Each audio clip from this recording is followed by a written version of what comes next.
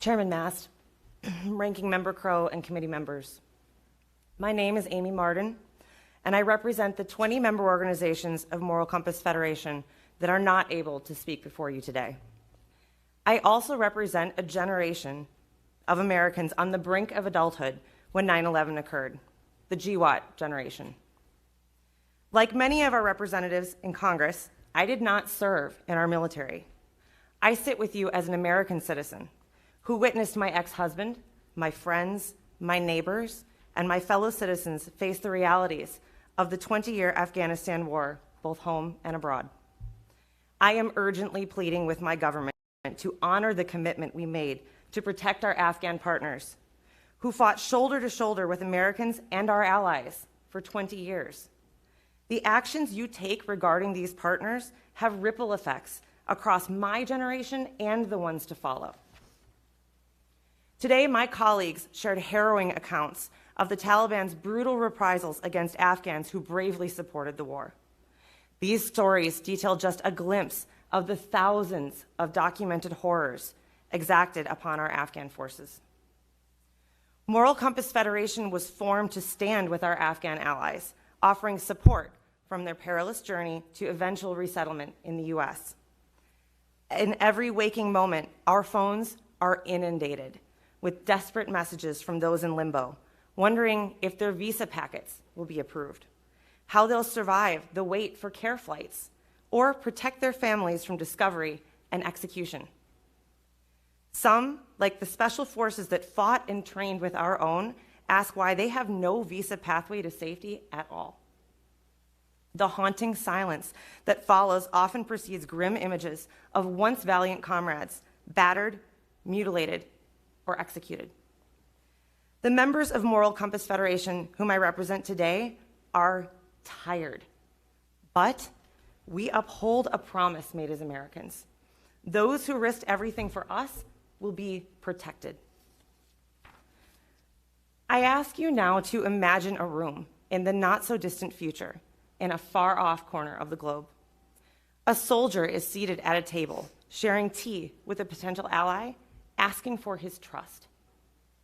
This potential ally recalls images of the tragic sights of individuals plunging to their fate in Kabul, remembers how he watched in horror as mothers desperately attempted to save their children by throwing them over barbed wire walls, and knows stories of Afghans left to die at the hands of the enemy. This is not just about Afghanistan. The conversation in this room and the decisions you make have a direct impact on our national foreign policy interests. Our actions are being scrutinized by both allies and adversaries. How we treat our partners matters. How we conduct our affairs matters. We bear a moral duty to those who have dedicated themselves to protecting us. This duty is not merely strategic, it is a profoundly significant reflection of our commitment to American ideals. Neglecting this duty risks perilous consequences. The conversation in this room and the decisions you make also have a direct impact on our military and our readiness as a nation. Tens of thousands of American service members across our nation are suffering today from moral injuries caused by our failure to honor our promises to their trusted Afghan allies. Their families and communities suffer alongside them. Suicide is now the second leading cause of death in veterans under age 45.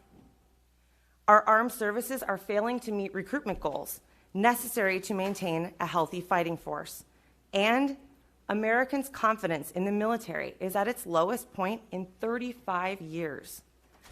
Recognizing and addressing the moral toll of the Afghanistan withdrawal is crucial, not only for the well-being of our armed forces, but also for the overall strength and resilience of our nation. Helping Afghan partners helps veterans. You invited us today to share in a conversation to learn. I implore you to leave this hearing today and act. Our requests are urgent and clear.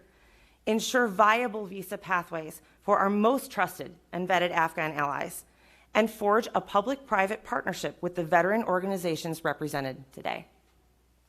The relocation and resettlement of our Afghan allies is a complex issue. crossing agencies, branches of government, and political parties.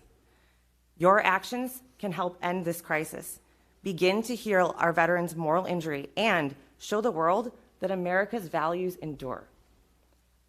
The room I asked you to imagine in the not-so-distant future holds two people who may be allies or who may be adversaries. Ask yourself, how will the conversations in this room today affect that room across the globe? Will we create enemies or partners? Thank you, and I look forward to your questions.